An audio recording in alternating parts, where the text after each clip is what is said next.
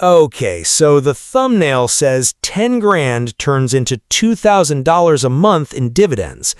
I need to be honest with you right off the bat. That's not how this works. If it were, everyone watching this would quit their job by lunchtime.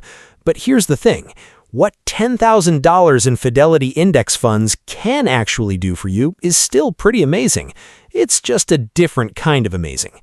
Stick with me, because by the end of this, you'll know exactly what to expect, which 3 funds I'd actually put that money in, and why the real story is better than the fake one.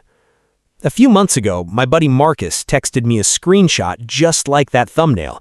Some guy claiming 10 grand was paying his rent every month. Marcus was ready to dump his emergency fund into it. So I sat down and did the actual math with him, and I want to walk you through that same conversation. For $10,000 to generate $2,000 a month, that's $24,000 a year. On a $10,000 investment, that's a 240% annual return every single year forever. Nothing legitimate does that. Not Fidelity, not Warren Buffett, not anyone.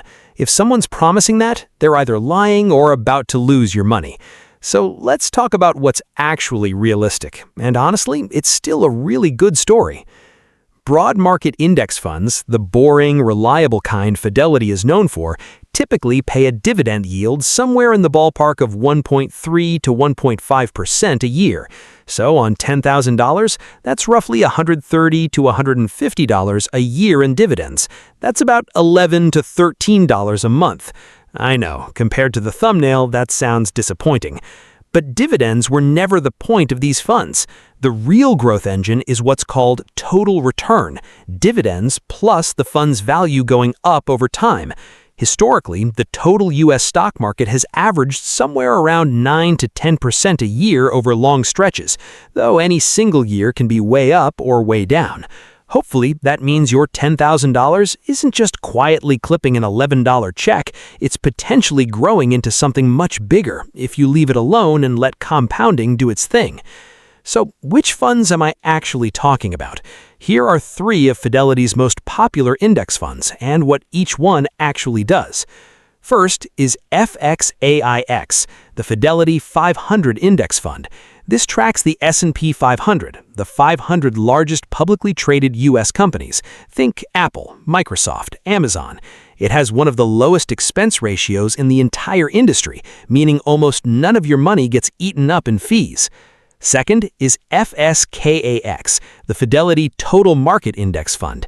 Instead of just the 500 biggest companies, this one owns basically the entire U.S. stock market, small companies, mid-sized companies, and large ones. More diversification, same low-cost philosophy. Third is FZROX, the Fidelity Zero Total Market Fund. This is the wild one. It's part of Fidelity's zero fund lineup, meaning literally a 0% expense ratio. You own a slice of the total U.S. market and pay nothing in fund fees to do it.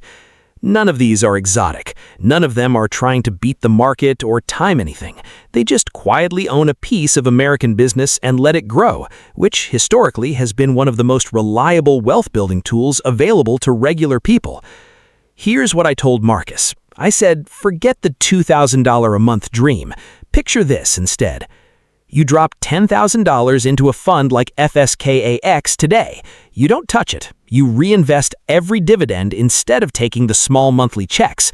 Historically, markets like this have roughly doubled every 7 to 10 years on average, though again, that's not guaranteed, and there will absolutely be rough years mixed in. If that pattern holds over a couple of decades, that same $10,000 could realistically grow into something several times its original size, not because you found a secret formula, but because you gave a good, low-cost investment enough time to work. Reflectively, that's the real headline. Not $10K pays your rent by Friday. It's $10K left alone for 20 years could change what your retirement actually looks like. Less exciting thumbnail, much better outcome.